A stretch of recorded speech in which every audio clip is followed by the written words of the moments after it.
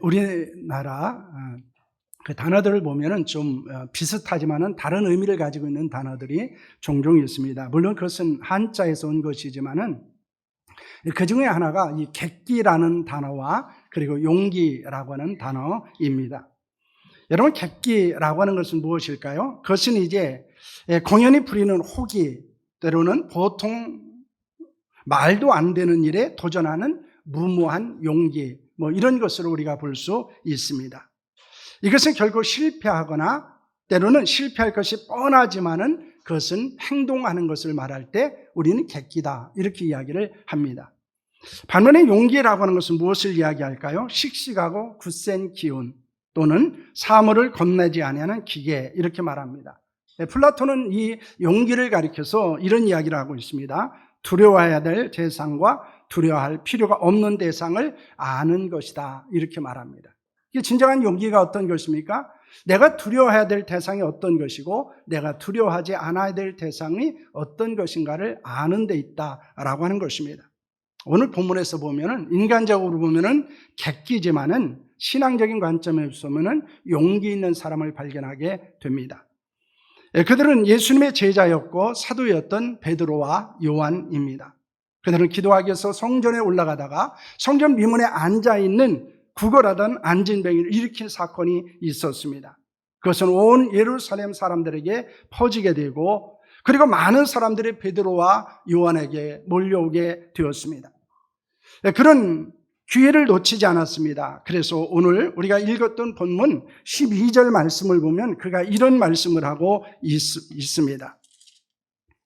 다른 이로서는 구원을 받을 수 없나니 저나 사람 중에 구원을 받을 만한 다른 이름을 우리에게 주신 일이 없음이라 라고 하는 말씀을 하고 있습니다. 예수님만이 유일한 구원자라는 사실을 선포하게 됩니다. 그러자 많은 사람들이 예수를 믿고 구원을 얻게 되었습니다. 반면 유대 종교 지도자들은 베드로와 요한을 잡아서 공회에 넘기고 심판을 하게 됩니다.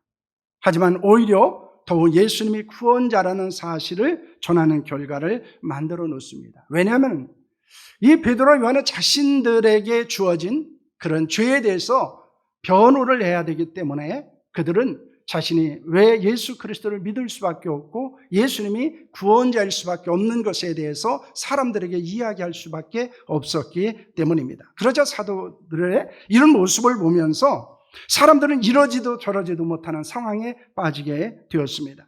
본문은 이런 배경과 상황 속에서 그 당시에 베드로와 요한이 어떻게 행동했는지를 우리에게 보여주고 있습니다. 여러분, 그들의 복음을 전하는 데 있어서는 최악의 상황이었습니다. 그런데 그들은 최선의 수고를 다하게 됩니다. 그리고 최상의 결과를 낳게 되었다는 것입니다. 여러분, 그들이 복음을 전하다 겪는 환난과 고난은 복음 전파의 장애물로 여기지 않았다는 것입니다. 오히려 그 속에서 그들은 복음 확장을 위한 기회로 삼았다는 것을 우리가 말씀하고 있습니다. 우리가 어떤 상황이 되느냐, 때로는 어떤 환경이 되느냐, 어떤 사람을 만나느냐라고 하는 것은 그렇게 중요한 것이 되지 않는다는 것입니다. 왜냐하면 그것을 통해서 하나님이 이루실 역사들을 믿기만 하면 우리는 담대할 수 있고 그리고 담대하게 복음을 전하고 복음의 놀라운 은혜를 경험할 수 있기 때문입니다.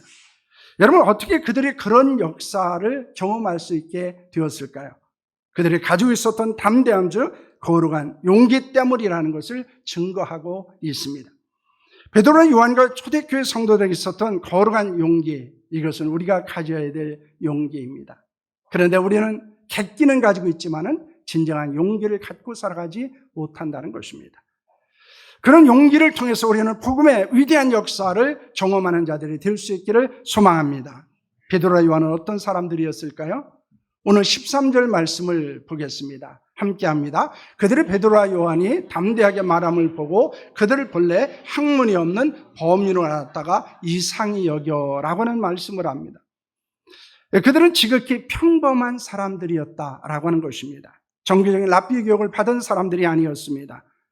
구약에 예언된 하나님의 비밀을 알 수 있는 지식이 있는 것도 아니었습니다. 그런데 그들은 예수 그리스도를 적용합니다. 그리고 그들은 복음을 전하게 됩니다.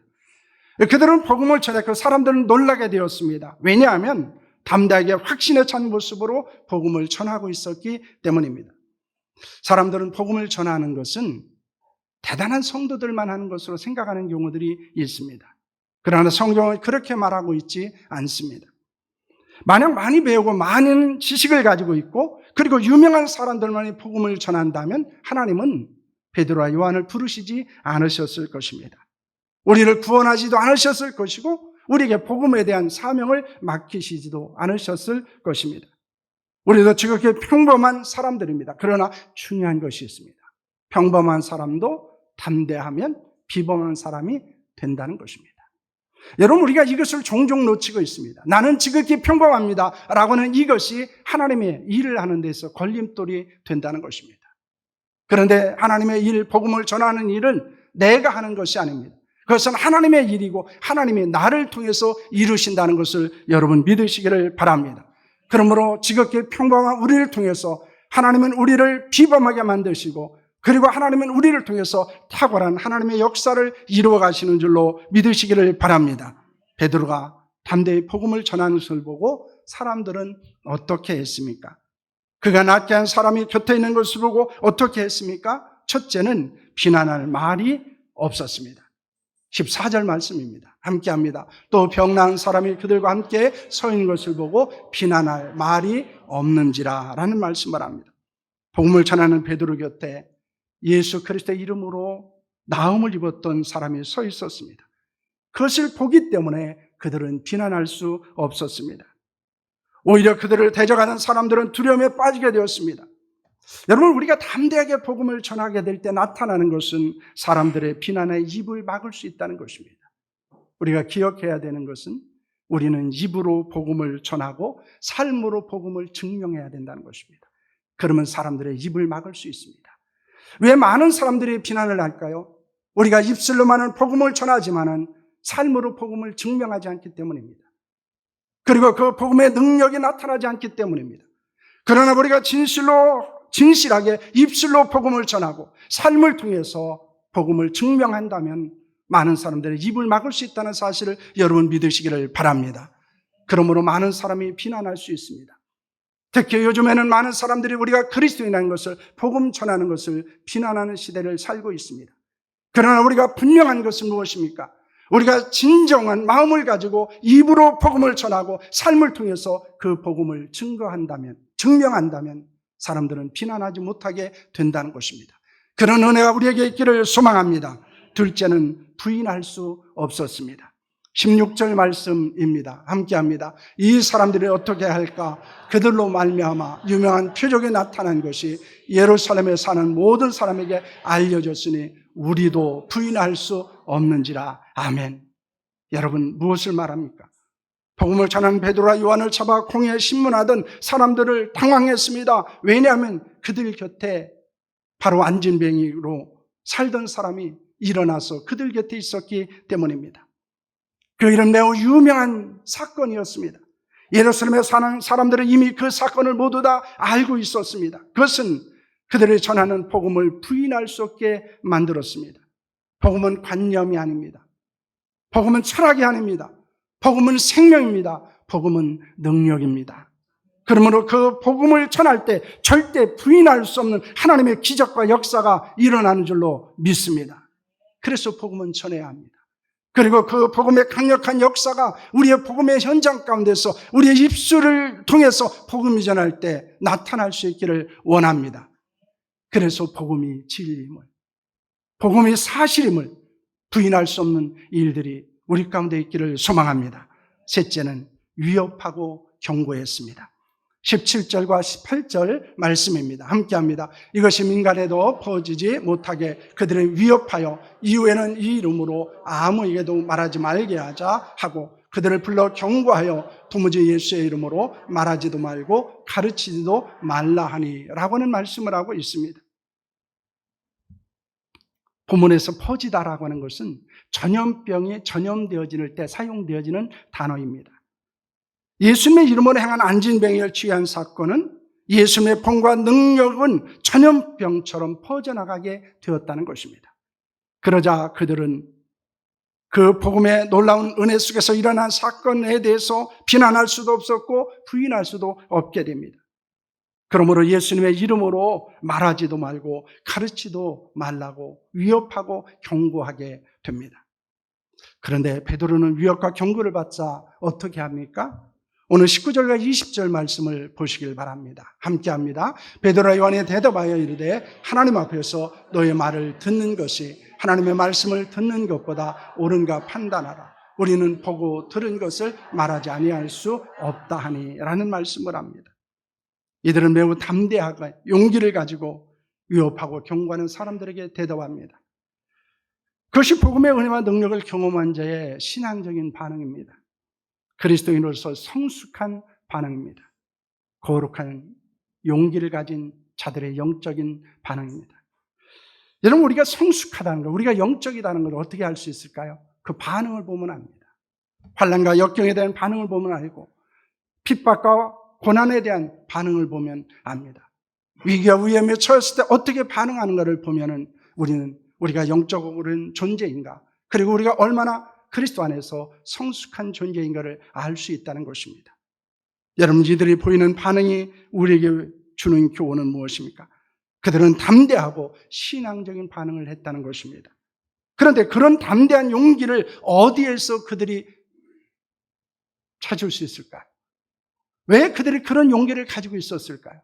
첫째는 하나님 앞에 있다는 생각 때문이었습니다. 오늘 19절 말씀을 보면 이렇게 말합니다. 하나님 앞에서라는 말이 있습니다. 지금 그들은 유대 지도자들 앞에 서 있습니다. 사람들 앞에 서 있습니다. 하지만 실상은 하나님 앞에 서 있는 것입니다. 여러분, 이것이 우리가 어떻게 행동할까를 만들어 간다는 것입니다. 우리는 사람들 앞에 서 있습니다. 사람을 대면하고 있습니다. 그런데 우리는 하나님 앞에 서 있는 거예요. 그리고 하나님을 대면하고 있는 것입니다. 여러분, 진정한 용기는 어디에 있다고 말합니까? 두려워할 대상과 두려워하지 않을 대상을 아는 데 있습니다. 우리의 진정한 용기는 하나님 앞에서 내가 어떤 모습으로 서 있냐에서 있다는 것을 말씀하고 있는 것입니다. 이 신전의식이 우리를 하나님의 뜻대로 살게 합니다. 거룩한 용기와 담대함을 가지고 복음을 전한 자로 살아간다는 것을 믿으시기를 바랍니다. 둘째는 무엇이 더 옳은 것인지를 알았기 때문입니다. 오늘 19절 말씀은 이렇게 말합니다. 너의 말을 듣는 것이 하나님의 말씀을 듣는 것보다 옳은가 판단하라. 이렇게 말합니다. 그는 하나님의 말씀을 듣는 것이 사람의 말을 듣는 것보다 더 중요하고 옳다고 생각한 것입니다. 그는 옳은 것이 무엇인지 알고 있었습니다. 확신할 수 있었습니다. 그렇기 때문에 담대하게 복음을 전할 수 있었습니다. 우리가 하는 말이나 행동이 거짓이라는 것을 알게 되면 우리는 담대할 수 없습니다. 우리는 눈치를 보게 됩니다. 그러나 그것이 진실이고 진리라고 하는 확신을 가졌을 때는 어떻습니까? 우리는 담대하게 말하고 행동할 수 있다는 것입니다. 여러분, 복음은 진리입니다. 복음은 진실입니다. 여러분, 이 확신이 있어야 합니다. 우리가 이 확신을 가지고 있었을 때 우리는 이 복음을 전하는데 두려워하지 않을 수 있습니다. 왜냐하면 그것이 옳은 것인지 알기 때문입니다. 그것이 가치 있는 것인 것을 알기 때문입니다. 그것이 이 세상에서 어떤 것보다 더 소중하다는 사실을 알고 있기 때문입니다. 우리는 사람이나 상황을 두려워하지 말고 담대하게 용기를 갖고 복음을 전하는 자들이 될 수 있기를 바랍니다. 셋째는 반드시 해야 하는 일이 무엇인지를 알고 있었기 때문입니다. 오늘 20절 말씀은 이렇게 말합니다. 우리는 보고 들은 것을 말하지 아니할 수 없다. 여러분, 이 말씀이 우리에게는 거룩한 부담입니다. 진정한 용기는 뭡니까? 하지 않아야 될 것을 하지 않는 게 용기예요. 반드시 해야 될 것을 하는 것이 용기입니다. 예수님의 전하는 복음, 이것은 우리가 반드시 전해야 되는 것입니다. 왜냐하면 그것은 우리에게 주어진 사명이기 때문입니다. 복음의 능력과 역사가 일어나는 것을 그들은 보았습니다. 그리고 예수님께서는 그들을 향해서 복음을 전하는 자들로 살아갈 것을 명령하셨습니다. 그러므로 베드로는 복음을 전하는 것은 자신이 반드시 감당해야 되는 일이라는 것을 알고 있었습니다. 그래서 그는 그 복음을 전하는 데 담대할 수 있었습니다. 두려워하지 않을 수 있었습니다. 복음을 전하는 것은 어떤 상황이나 환경에서도 감당해야 되는 우리의 사명이라는 것을 믿으시기를 바랍니다. 그런데 그들이 담대하게 복음을 전할 수 있었던 것에 핵심이 있다는 것입니다. 그것은 성령 충만이었습니다. 여러분, 베드로는 그렇게 담대한 사람이 아니었습니다. 겁쟁이였어요. 예수님을 3번 모른다고 부인했던 사람입니다. 죽지 않기 위해서 예수님을 배반했던 사람입니다. 예수님이 돌아가신 후에 그는 두려워서 문을 잠그고 숨어 있었던 사람이었습니다. 사람들을 만나는 것을 두려워했습니다. 핍박과 그리고 박해를 두려워했던 사람이었습니다. 그러나 그가 오순절 성령 충만을 경험하게 됩니다. 그러자 그는 방문을 열고 예루살렘 거리로 뛰쳐나왔습니다. 그리고 그 예루살렘 거리에서 그는 사람들을 향해서 너희들이 예수 그리스도를 십자가에 못 박았다고 외칩니다. 그리고 회개하고 예수 그리스도를 구주로 믿으라고, 그러면 구원을 얻는다고 그는 담대하게 선포하게 됩니다. 그러자 하루에 3,000명 이상이 회개하고 돌아왔습니다. 여러분, 그를 변화시킨 것은 무엇이었을까요? 그것은 성령 충만이었습니다. 우리가 복음을 전하는 데서 가장 장애물이 되는 것은 무엇일까요? 두려움입니다. 사람들에 대한 거절의 두려움도 있고요. 기존에 있는 사람들에게 복음을 전하면 내가 그 사람과 가지고 있던 관계가 혹시나 깨어질지 않을까라고는 두려움도 갖고 있습니다. 다른 사람이 나를 어떻게 생각할까라는 두려움도 있습니다. 그런데 우리가 기억해야 되는 것은 무엇일까요? 그것은 성령 충만할 때 그 두려움을 극복해야 한다는 사실을 믿으시기를 바랍니다. 여러분, 성령 충만한 사람을 변화시킵니다. 담대하게 합니다. 해야 할 일을 하게 하고, 그리고 하나님이 주신 사명을 감당하게 하는 줄로 믿습니다.